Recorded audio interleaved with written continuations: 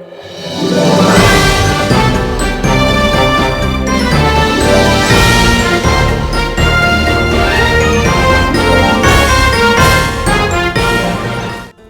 Chartered champs, कैसे हैं आप लोग।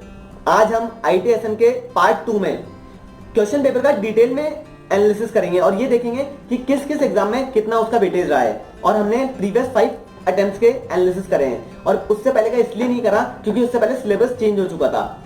So let's start with it. Now अब अपन प्रीवियस एग्जाम के पेपर्स का एनालिसिस देखते हैं। सबसे पहले अपन देखते हैं आईटी में जैसा कि अपन ने फर्स्ट पार्ट में बोला था कि सेकंड चैप्टर और फोर्थ चैप्टर बहुत ज्यादा इंपॉर्टेंट है। अब वो अपन ने क्यों बोला था, क्योंकि अब आप इसका वेटेज देखिए 14, 12, 10 एंड 18। तो अभी रिसेंटली 18 नंबर्स का आया है, तो एक तो ये अपने लिए बहुत ज्यादा इंपॉर्टेंट हो गया है।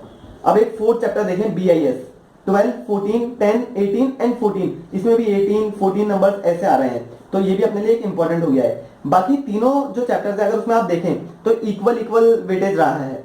तो अपन एक आईटी में ये बात तो कह सकते हैं कि अपन इन दोनों चैप्टर्स को स्टार्टिंग में फर्स्ट प्रेफरेंस दे दें और बाकी तीनों चैप्टर्स को अपन सेकंड प्रेफरेंस दे दें। तो लेकिन इसका मतलब ये नहीं है कि अपन आगे भी ऐसी होप रखें कि इनसे ज्यादा आएगा ही। हो सकता है कि आगे इनसे ज्यादा आए, लेकिन हो सकता है कि कभी इससे आ जाए, कभी इससे आ जाए या फिर कभी इससे आ जाए। इसलिए अपने को पांचों चैप्टर का अच्छे से कवरेज लेना है।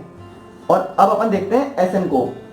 अब एसएम में अपन जैसा अपन आईटी में पैटर्न रखा वैसा पैटर्न भी अपन एसएम में नहीं रख सकते, क्योंकि एसएम में 7 चैप्टर्स हैं और कभी किस चैप्टर से ज्यादा आ रहा है अपने को नहीं पता। इसलिए अपने को इसके सारे चैप्टर्स अच्छे से कवर करने होंगे।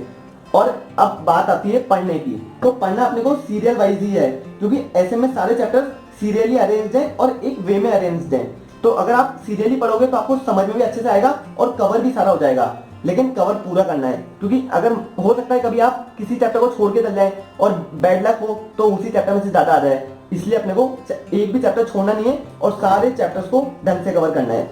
तो आईटी में तो अपने को पैटर्न मिल गया, लेकिन ऐसे में अपने को सारे चैप्टर्स जरूर पढ़ने पड़ेंगे।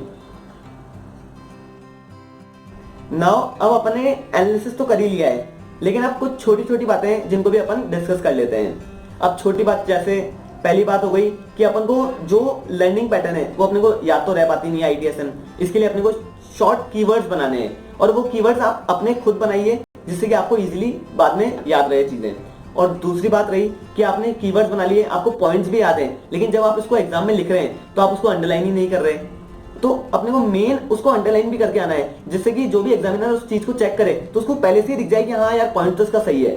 तो ये बातें आप, मुझे पता है कि आपको ये बातें सब याद है, लेकिन याद होने के बाद भी अपन इसको इनकॉर्पोरेट नहीं करते अपनी स्टडीज में। और जब अपन अपना पेपर देते हैं तो ये छोटी छोटी बातें बहुत ज्यादा इंपॉर्टेंट रोल प्ले कर जाती है। तो प्लीज गाइस, प्लीज आप इन चीजों को जरूर ध्यान रखें और इनको अच्छे से अपने शॉर्ट कीवर्ड्स को याद रखें और अपने पेपर में इनको अंडरलाइन जरूर करके आए। So guys, this is end of part 2। अगर आपने पार्ट 1 नहीं देखा है तो पहले आप पार्ट 1 को देखिए, और अगर आपने पार्ट 2 में एनालिसिस का स्क्रीनशॉट नहीं लिया है तो पहले आप बैक जाके स्क्रीनशॉट भी ले लीजिए, और फिर आप पार्ट 3 हमारा आने वाला है उसको भी जरूर देखिएगा। Thank you so much.